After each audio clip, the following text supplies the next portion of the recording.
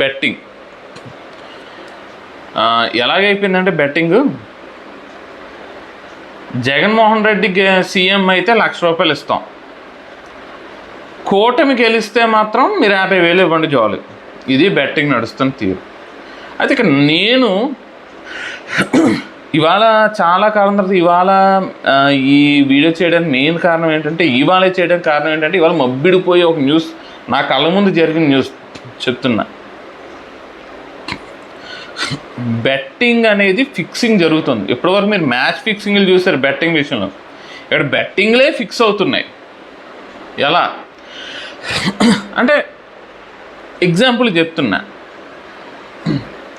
ఎలా జరుగుతుందంటే, సపోజ్ తెలుగుదేశం అంటే ఎగ్జాంపుల్ చెప్తున్నా, మళ్ళీ నేను తెలుగుదేశానికి వ్యతిరేకమా వైసీపీకి అనుకూలం అనుకోకండి, ఎగ్జాంపుల్ చెప్తున్నా. ఇప్పుడు తెలుగుదేశం ఉంది, వీళ్ళు ఏం చేస్తున్నారంటే, అబ్బే మాదే గెలుపు, జగన్మోహన్ రెడ్డి బొమ్మ, మీకు అంత బొమ్మ లేదు వైసీపీకి, తెచ్చుకోండి. మేము గెలిచామా అంటే, కూటమి గెలిచి చంద్రబాబు నాయుడు సీఎం అయ్యాడా, మీరు మాకు 50,000 ఇవ్వండి చాలు. మీ జగన్మోహన్ రెడ్డి గెలిస్తే మాత్రం మేము మీకు ₹1,00,000 ఇస్తాం అని బెట్ కాస్తున్నారు. తర్వాత ఎవరు ఇదే తెలుగుదేశం వాళ్ళు వేరే తన మనుషుల్ని, అంటే తెలుగుదేశంలో ఉన్న వేరే మనుషుల్ని వైసీపీ వైపు నుంచి పంపించి వాళ్ళు వైసీపీ వైపు నుంచి బెట్ కాయిస్తున్నారు. లేదు మేమే గెలుస్తాం, జగనే సీఎం అవుతాడు అని. అంటే ఏంటంటే, గెలిచిన ఓడిని ఇక్కడ నుంచి డబ్బులు రాబట్టుకోవడానికి జరుగుతున్న ఫిక్సింగ్. వైసీపీ వాళ్ళు కూడా ఇదే చేస్తున్నారు. ఇక్కడ ఓన్లీ తెలుగుదేశం కాదు, వైసీపీ వాళ్ళు కూడా ఇలాగే బెట్ కాస్తున్నారు. మా వాడు సీఎం అవుతాడు, ఇదిగో ఎంత బెట్. ఆ తర్వాత వీళ్ళ మనుషులే మళ్ళీ తెలుగుదేశం వైపు నుంచి మళ్ళీ బెట్ కాస్తున్నారు. అంటే అవతలను రెచ్చగొట్టి అవతలను దెబ్బ కొట్టడం అనమాట. సో ఏది జరిగినా ఇక్కడ వీళ్ళు సేఫ్. వైసీపీ గెలిస్తే వైసీపీ వాళ్ళు సేఫ్, చంద్రబాబు నాయుడు సీఎం అయితే తెలుగుదేశం వాళ్ళు సేఫ్. సో ఇంత పెద్ద ఫిక్సింగ్ జరుగుతుంది. కాబట్టి గుడ్డెది చేయలేబడినట్టు బెట్టింగ్లకి వెళ్ళిపోకుండా దోల తీరిపోద్ది ఒక్కొక్కడికి. లేదు ఎంత చెప్పినా బెట్ట కాస్తామనుకుంటే కాయ్, ఎంత కాస్తావు? నీ దగ్గర ₹100 అనుకో, ₹2కి, కొన్ని ₹5కి.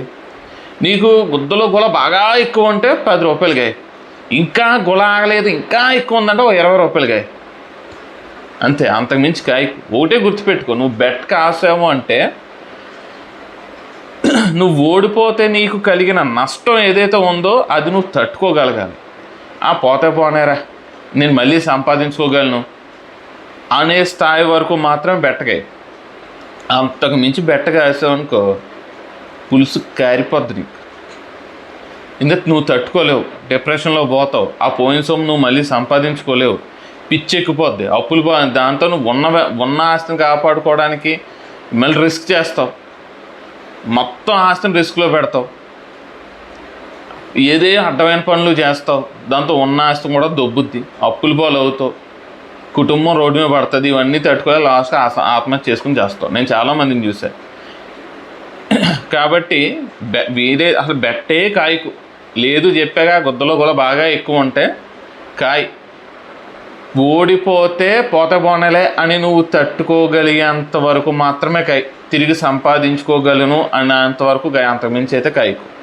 నీ మొత్తం ఆస్తిలో ఒక 5% వరకు అయితే రిస్క్ ఉండదు, లేదంటే 10% కాయ. నువ్వు మరీ దూరం ఎక్కువైపోతే 20%, అంతకుమించి అయితే వెళ్ళకు. ఎంత చెప్పిన తర్వాత కూడా ఇంకా వెళ్ళి కుటుంబాన్ని నాశనం చేసుకుంటే అది నీ కర్మ. మళ్ళీ చెప్తున్నా, చాలా క్లియర్గా చెప్తున్నా, బెట్టింగ్లో ఫిక్సింగ్లు జరుగుతున్నాయి కాబట్టి ఒళ్ళు దగ్గర పెట్టుకోండి, బెట్టింగ్ల జోలికి వెళ్ళకండి. అది నేను చెప్పాలనుకుంటున్నాను. తర్వాత మీ ఇష్టం.